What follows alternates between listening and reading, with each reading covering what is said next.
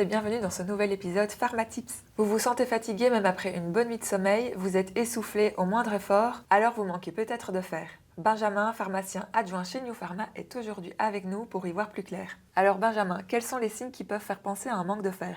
Alors, c'est vrai qu'il existe différents signes qui peuvent résulter d'une carence en fer. Il y a des signes assez courants comme le fait d'avoir une fatigue permanente même après avoir dormi correctement, ou le fait d'être essoufflé quand on fait un effort tout à fait simple comme monter les escaliers. Maintenant, il existe aussi des signes qui sont plutôt physiques, visuels, comme des ongles cassants, des pertes de cheveux, le fait d'avoir un teint plus terne, ce sont des signes assez courants également. Il faut faire attention parce qu'une carence en fer peut aussi atteindre le cerveau, donc ça peut engendrer des maux de tête, un peu de l'irritabilité, sensation de brouillard mental. Tout ça, c'est assez flagrant comme signe d'une carence en fer. Alors, on peut aussi parler de palpitations, de sensations de froid, de vertige.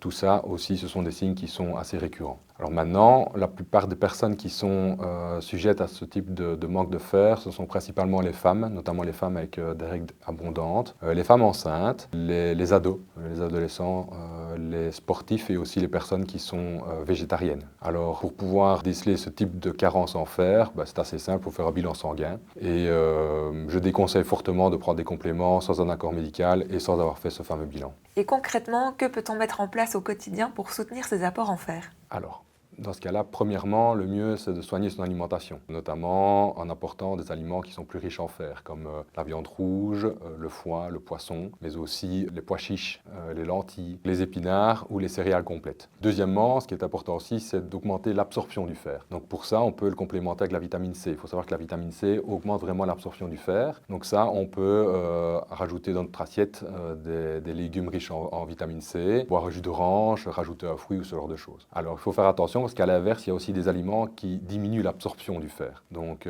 on parle ici du thé, du café et des produits laitiers, surtout s'ils sont pris en même temps que le fer. Donc c'est pour ça qu'en général, on conseille de prendre des compléments de fer le matin à jeun. Donc troisièmement, il faut adapter selon le profil.